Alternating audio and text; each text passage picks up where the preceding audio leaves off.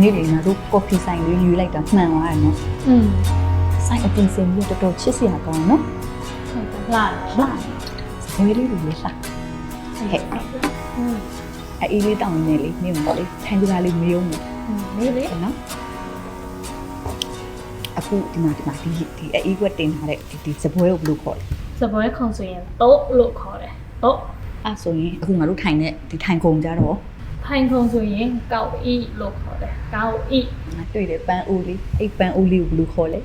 ပန်းအိုးဆိုရင်ဂျေကန်လို့ခေါ်တယ်ဂျေကန်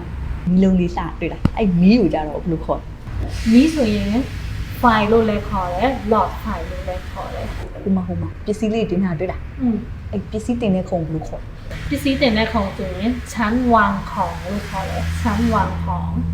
နေပြီးကအဲ့ပန်းပင်ဘယ်လိုခေါ် ပန်းပင်ဆိုရင်ดอกไม้လို့လည်းခေါ်တယ်ต้นไม้လို့လည်းခေါ်တယ်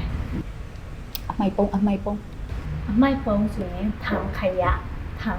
လို့ခေါ်တယ် စိုင်တိုင်းလိုသူတို့ CCTV တွေတက်ထားတာတွေ့တယ်အဲ့ CCTV ဘယ်လိုခေါ် CCTV ဆိုရင်กล้องวงจรปิดလို့ခေါ်တယ်กล้องวงจรปิด ဆိုဒီနေ့ငါလည်းဒီငါလုံးလုံးရပါပြီ အဲ့ဒါပတ်